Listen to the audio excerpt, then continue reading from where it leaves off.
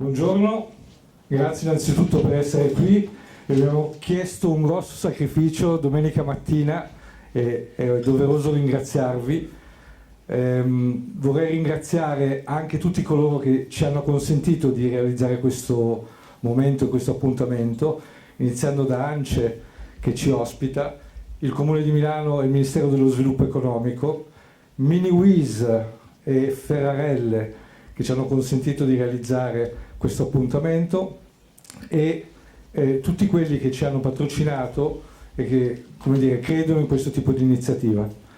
Noi siamo una piccola realtà che molti di voi conoscono, non facciamo di solito appuntamenti di questo tipo perché ci sono altri enti proposti, ma abbiamo pensato, in occasione della settimana del design, di creare un'attenzione e un focus su quello che è il cambiamento che è in atto.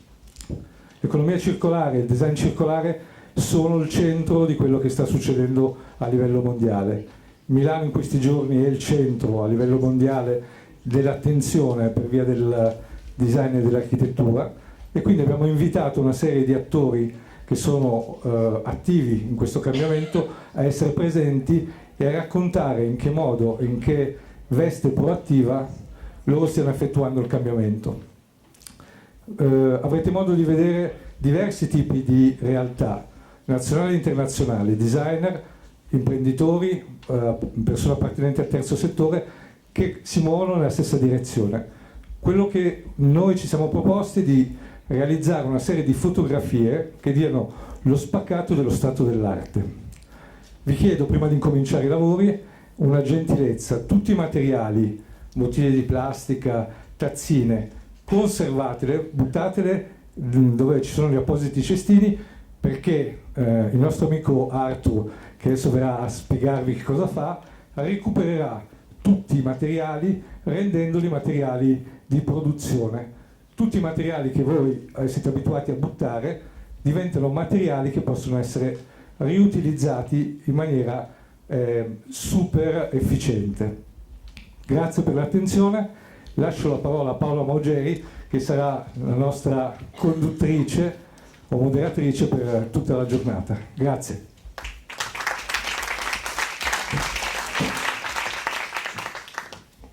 Buongiorno, benvenuti. Allora, io magari vi inviterei, se avete voglia, ad avvicinarvi, non Emanuele, forse ci potremmo compattare, siamo sicuri che poi nel corso della giornata arriveranno delle altre persone, però se avete voglia anche di compattarvi mi sembra una buona cosa, così stiamo tutti più vicini e siamo più attenti durante queste ore che trascorreremo insieme.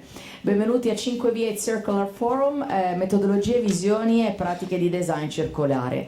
Ci troviamo nel cuore delle 5 vie, un distretto che ha l'obiettivo di diventare circolare e sostenibile.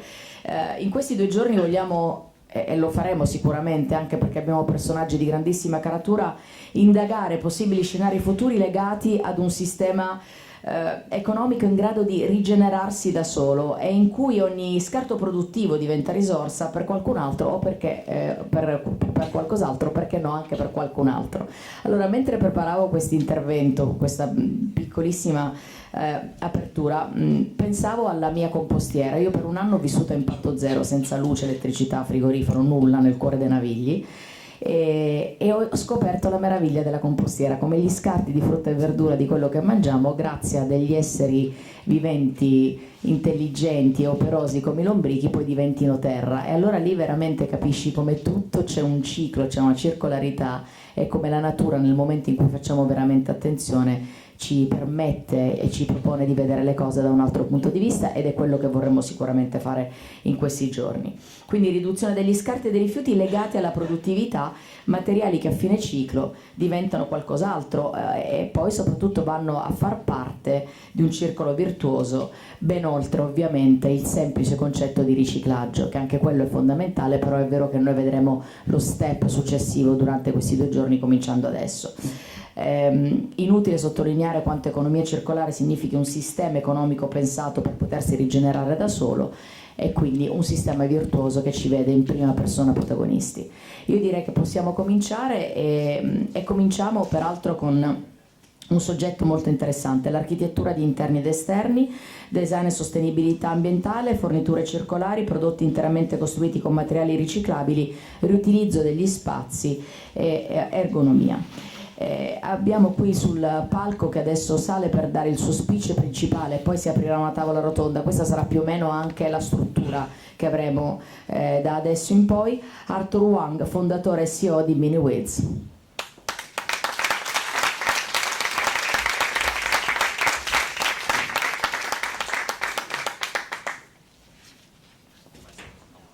Of course. Hi, Arthur. How are you doing? Nice to meet you. Okay, go ahead. And I'm looking forward to hear your words. Hello, everyone. I'm just going to show lots of pictures. Okay. I know that's not the typical way of. Wait, sorry. So can I get to the presentation?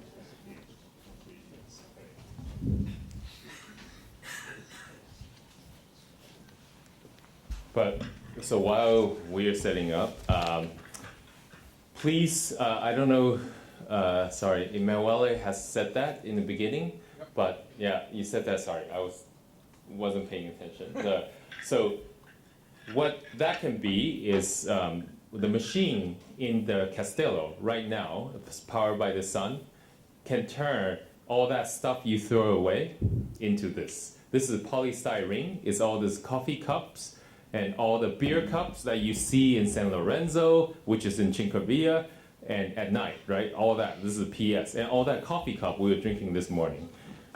This is also PS. This is already what we recycle for Starbucks coffee lit, okay? The machine turns that into these tiles. They are single material. We are separated manually and throw into the machine. And this is the bottles that you were just drinking. That's the PET.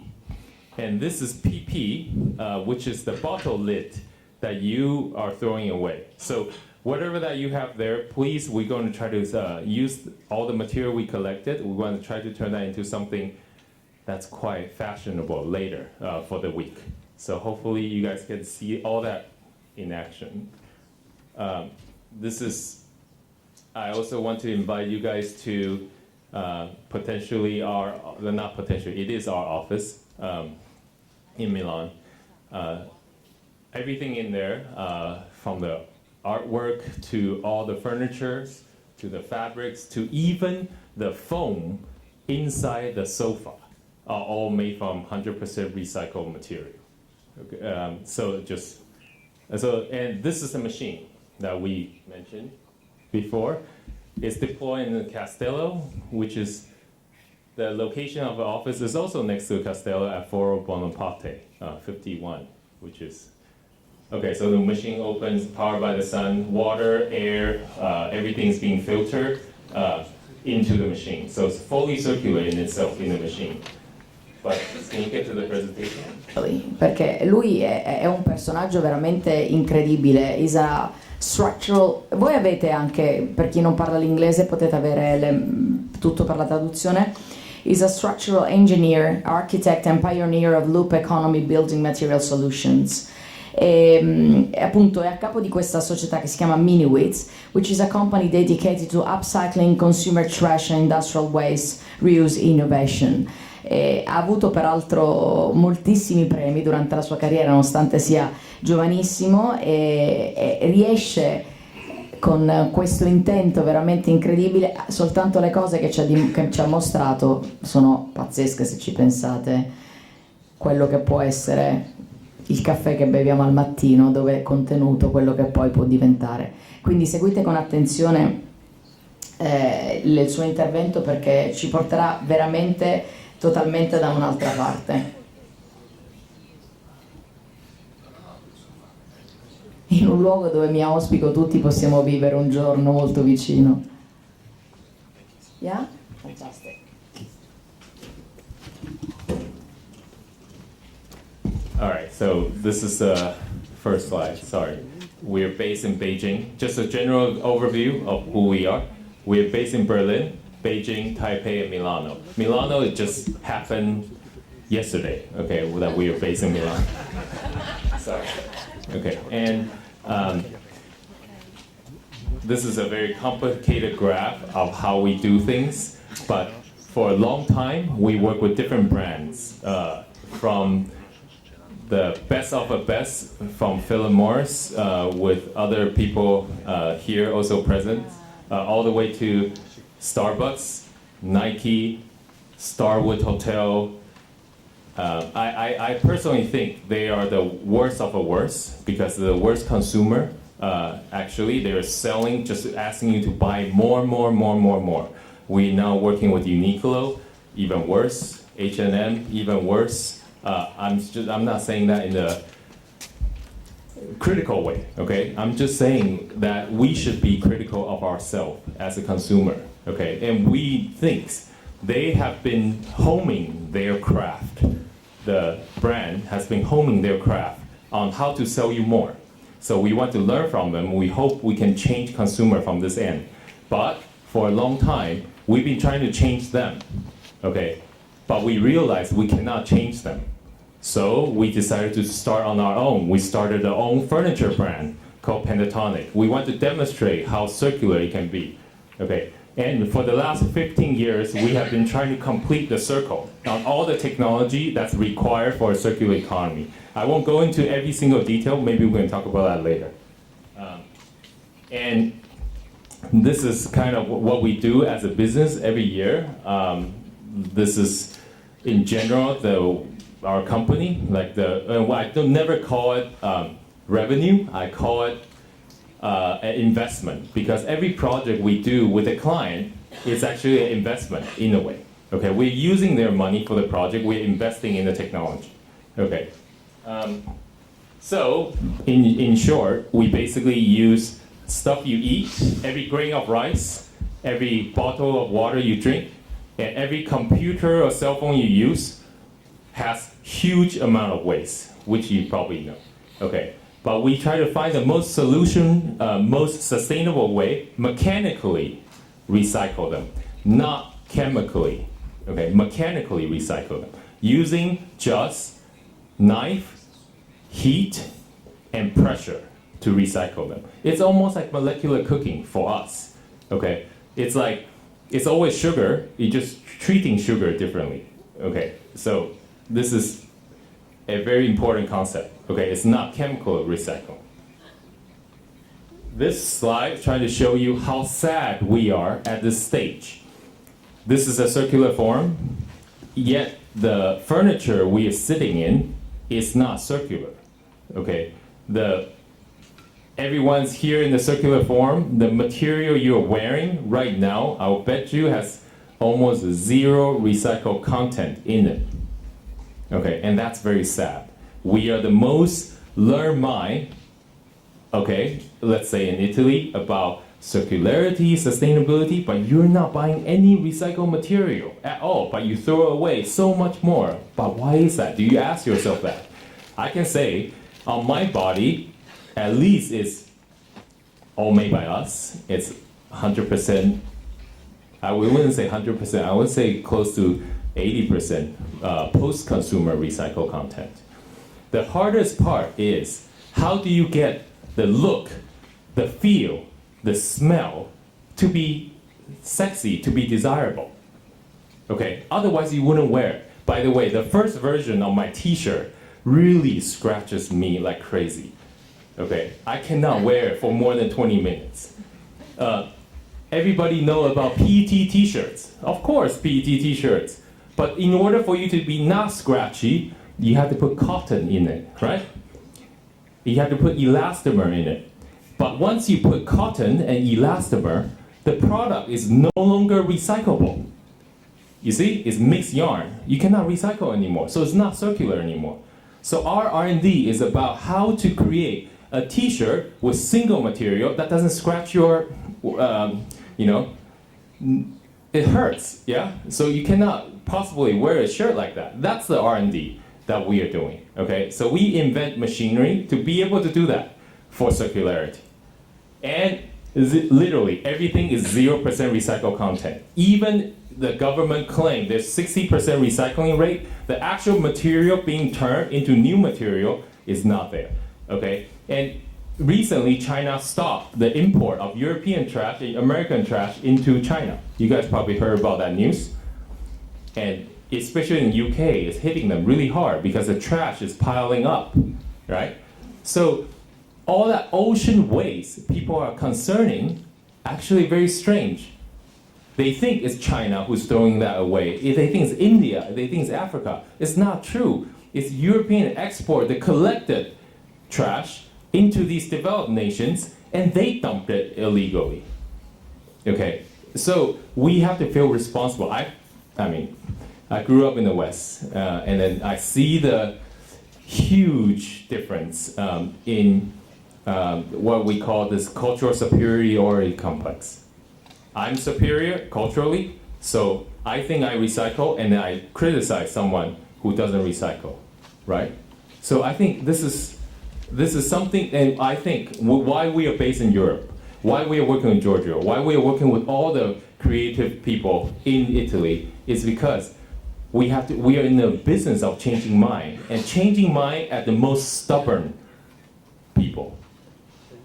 Yeah, the most stubborn people, I think, is European. Yeah, and actually, I would think Italian is definitely way up there. Yeah, and so that's why we are based in Europe. We are launching this, okay, in June. It's called Material Database. We collected 1,200 new material. It's a AI, okay? It's a database that allows designers to be able to say what type of application I want to use this source. How do you get there? What type of machinery? What type of setting? We're releasing that to the public, okay? We are not charging them a cent to use the database, so they can be able to work with a local recycler or local machine manufacturer or the local producers of a fabric to be able to come up with 100% recycled PET or recycled polypropylene, recycled cellular acetate t-shirt, okay, or furniture or anything. And of course, we want to facilitate that. We want to help them to be able to do that. I know it sounds like we're an NGO, but we're more like a mission-based company. You should see, we always have this saying that how much money we have in our bank account. It's always zero, yeah. And I think Giorgio has the same thing, Johan has the same thing, but that's what we do. And you might say, why circularity? Two things, toxicity, carbon footprint, as simple as that, okay. Everyone in Italy says glass cup is better. Is it better? It uses more energy footprint, it has more toxicity than a plastic cup. You can go to any chemical engineer, any material engineer, they cannot prove what I just said wrong. Okay? But the problem is European wants glass. Okay, so this is the funny part. Yeah, it's culture. It has nothing to do with technology. It has nothing to do with empirical science. It's perception. But why we're doing this is toxicity. This is a piece of leather. Everyone, I'm sure a lot of people wear leather shoes here. Yeah? And you think it's more sustainable. Danish designer always design leather products with fancy wood tables. The funniest design I've seen recently for a Norwegian Design Award is a piece of mahogany table with Viking-based wooden joinery without any glue.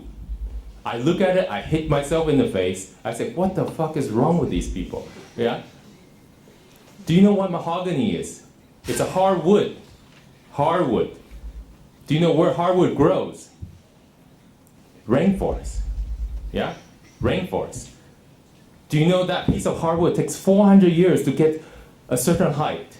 To have a grain that's this big, yeah, that you are capable to cut into a plank. Okay. Do you know when you harvest that piece of hardwood, you have to cut away a radius of virgin rainforest? You're talking about the most sustainable minded people using mahogany as a building block for a wooden furniture, and European call it sustainability. You know, that is crime. Okay, that is crime. So leather fabric versus a fake leather fabric. Okay, PET PET leather fabric, fake leather fabric. This is amount of process that's required to process a piece of real leather. Okay, that's the amount of process that's required to process a fake PET leather. Feel, same feel. Okay, so why aren't we using fake leather? If you can trick the mind, trick the eyes, trick the smell to use fake leather, amount of toxicity and carbon footprint that's required. So we've been building buildings. Rest of that is just image, okay? We do museums. This is all, we collected the material. We built a 9-story museum with recycled PET. It's still there. It's a museum for water conservation. We do Gabi analysis based on European carbon trading. We build infrastructures from e-waste recycling plant to food waste recycling plant to car waste recycling plant. And we always lose money in any of these projects because we get to learn the latest recycling technology capable of, okay? And of course, one of the reasons why we can do so much is because we have scale. The scale comes from architecture, okay? Because 3 meters of wall is 30 tons of material, okay? Just imagine you make product. 30 tons, how many t-shirts can you make? That's crazy, huh? So architecture, 1 wall is already 30 tons. So this is a 1 million square meter whole campus of buildings. You can imagine the amount of surface area we can use recycled material. So this is a base scale. And we also do, we put trash bristle there, so all the construction packing material is also being recycled on site and turned that into building material again. This is the biggest e-waste recycling plant in Asia using electronic circuit board to build all the facades. And we also build the manufacturing, the layout, all the lines and the manufacturing process inside. Food waste recycling plant, this is the only one in Asia and probably none in Europe yet. It's turning food waste into ethylene glycol. Ethylene is an alcohol. It can become an energy source. It also becomes the base material for plastic. PET is 30%. Food waste recycling plant, this is finishing right now, actually. Hotels made from trash. Conference room made from trash. Multi-room made from trash.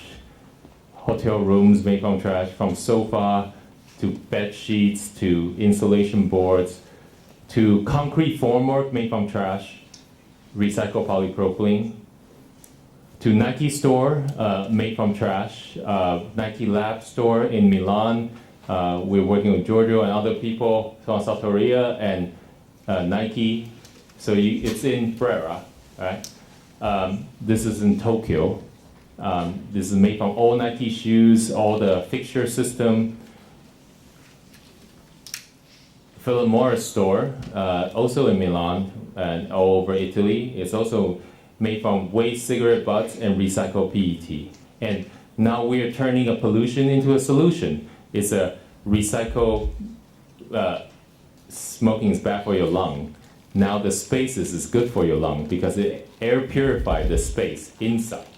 Okay, so we are turning the cigarette butts into something that is functional and obviously curated and cultural experience. Hotels, offices, it just kept going. That's how we make money, right? We still have to survive and this is Nike's headquarters. You can see the ceilings. Every one of a conference room and insulation panels are all made from recycled PET and they're manufactured fabric waste. And every room is different. It has a different design. It's customized with different designers, every single room. So it's about digitalization and the customization of these materials. So you can get to a certain, this is our own office in Berlin. It's also made from trash. Beer factory made from trash. That's made from the beer manufacturing waste. PP, PS, and rice, the wheat husk and beer flowers.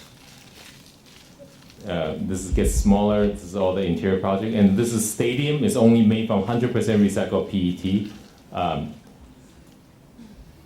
and you see how tiny the people is. It's actually a really big building, using just. And we also have a shoe with Nike. I know this sounds crazy, but we also have our lines of clothes with Nike, and we also build the store for the product we present. And this is in Milan in 2014 with Sartoria and team. This is airship made from trash, and it's packed in 6 suitcases deployed in Milan. You can imagine the fire, and it's next to the Tiepolo in Palazzo Clerici. And you can imagine the government has a lot of things to say about when you are lifting a balloon next to Palazzo Clerici. Beijing, this is a pavilion that moves. This is in Milan again. This is Philip Morris activations based with collaboration with Cesare Leonardi. And this is Rio, Starbucks, fabric. This is what we did last year with Bonotto at Gardening and Trash at Palazzo Durini.